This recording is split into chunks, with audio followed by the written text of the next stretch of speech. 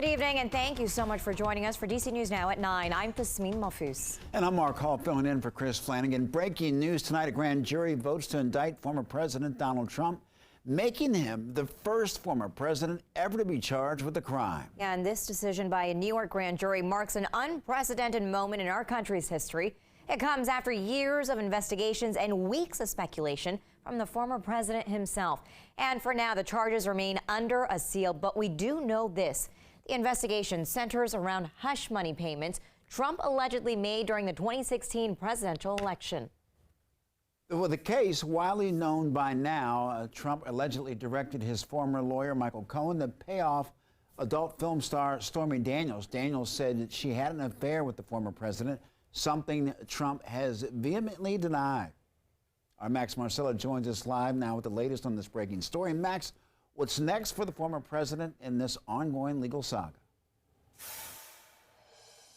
Well, it's the same as what would be next in any criminal incident like this one, criminal investigation, I should say. After the indictment will come an arraignment. The Manhattan District Attorney says he is in touch with former President Trump's attorney to arrange a surrender by the former president. But as these legal troubles for Donald Trump continue, so do potential political troubles. And that's what we asked a political analyst about tonight.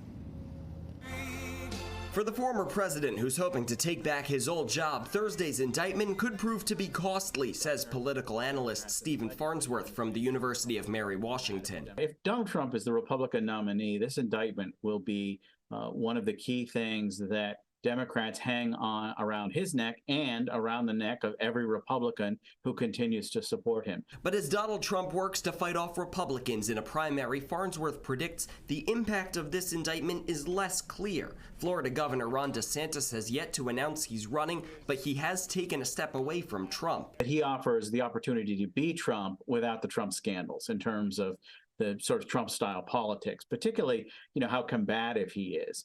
But that hasn't really caught on. But tonight, DeSantis was critical of the indictment, writing, "The weaponization of the legal system to advance a political agenda turns the rule of law on its head. It is un-American." Today is an historic day here for the country. Bernarda Villalona is a former prosecutor and criminal defense attorney in New York. She tells us this is just the next step in a lengthy process. We're far away of seeing Donald Trump in an orange jumper or seeing him in custody. Remember that this is just the beginning of the process. Next would be Trump's surrender, followed by an arraignment where Trump will be informed of his charges and will likely plead not guilty. Keep in mind, if eventually this case does go to trial, much more still needs to be proven. In terms of a burden, the grand jury is just by a preponderance of the evidence, meaning that probable cause or reasonable cause to believe that a crime was committed and that Donald Trump was the person who committed it.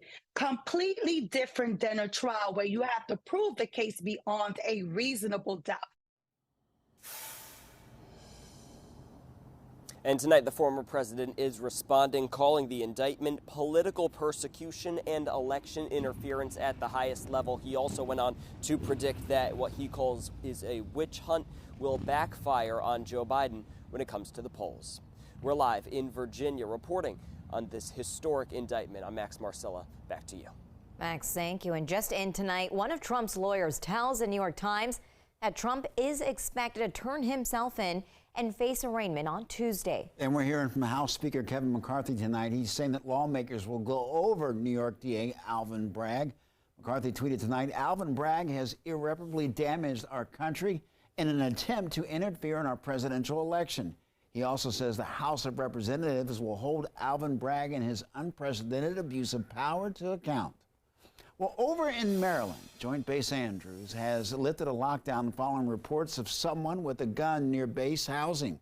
The Prince George's County base, where the president flies in and out of, and they gave the all-clear sign at around 6 p.m. this evening. No shots were fired, and no one was ever found. The lockdown comes less than 2 months after an intruder breached the base. That person got into a housing area and was shot by a resident. And developing now, there is outrage in the district after an Alabama congressman called D.C. schools inmate factories.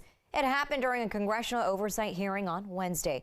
Our Mariel Carbone is live in Northwest D.C. tonight. Mariel, you talked with a graduate of Washington Latin School, a public charter school in D.C., and she says a controversial comment is far from the truth. Yeah, that's right. She graduated from the school here back in 2013 and then went on to go to an Ivy League university. And she credits her education here in the district for making that happen. She says that the Congress members' statements and comments are harmful to everyone here in the district. I think is really degrading and dehumanizing. St. Clair Detrick Jules says it was discouraging to hear this. Your school's not only dropout factories, they're inmate factories. Alabama Congressman Gary Palmer disparaging D.C. schools and students during a congressional oversight hearing. To say that they are in inmate factories, I think is basically setting them up for failure. She graduated from Washington Latin Public Charter School in 2013 and went on to attend Brown University, an Ivy League school. I definitely wouldn't have gotten there without the help of my college counselors, without the help of all of my teachers. She also called Palmer's comments racist. My high school was predominantly Black and brown at the time that I was there. I think that his comments were not only racist, but also just really dismissive. According to the latest data, D.C. public schools had a graduation rate of 72.5% in 2022, and D.C. public charter schools 80%.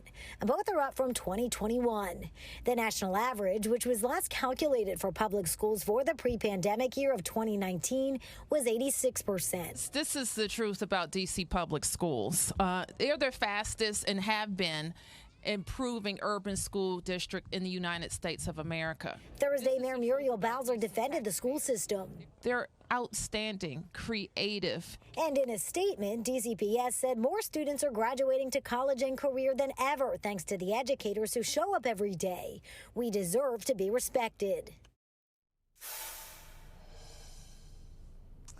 And Detrick Jules says that the schools, they aren't perfect across the district. She admits that, but she does say she'd like to see more funding going to both the schools and the communities here as a whole. Reporting live in Northwest tonight, I'm Mariel Carbone, DC News Now. Opening day for the Washington Nationals as they took on the Atlanta Braves over at Nationals Park. Now, the team got off to a rocky start as Patrick Corbin struggled throwing 85 pitches, so his day was done after the third inning. Joey Meneses was a bright spot at the plate as he finished the day 2 for 5 with an RBI as the Nats lost this game 7-2.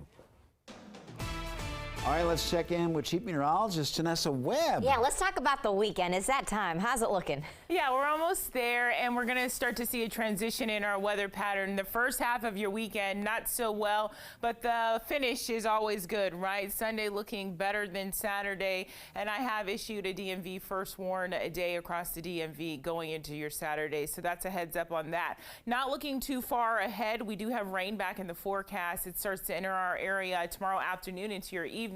But right now, I want you to soak this in. A lot of clearing across the area, little insulation, and so our temperatures tonight not as cool as we have been seeing with these frost advisories and warnings to the west of I-81.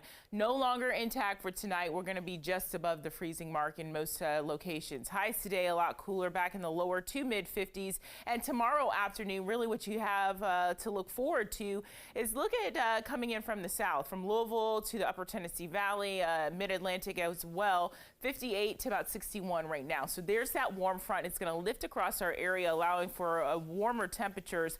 Daytime highs tomorrow should be about 10 degrees warmer. Satellite composite radar, it matches with that live look that you just saw. Limited cloud coverage. The clearing is still in place due to high pressure. It's starting to push offshore. And here's our next weather maker. It's going to cause a severe weather outbreak across the central U.S. and provide us with one good batch of rain going into late evening tomorrow into your Saturday. So clear skies for the rest of the evening. Overnight, we'll start to track in partly cloudy conditions. Hey, we also have some major wind concerns for the start of your weekend.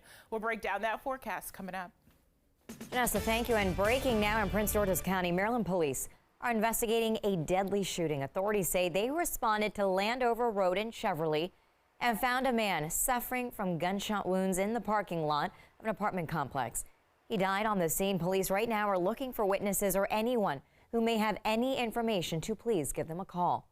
And now to a warning tonight from the Maryland State Fire Marshal. Yeah, he says that the state has seen the worst increase in fire deaths in the first 3 months of 2023 than in any other time in recent decades. Close to 40 Marylanders have died so far just this year. And so what can you do to keep you and your family safe? Have a working smoke alarm on every level of your home, outside of each sleeping area and inside each bedroom. Also, at night, close your bedroom door and meet with your family members to come up with an escape plan. And remember, fires don't discriminate.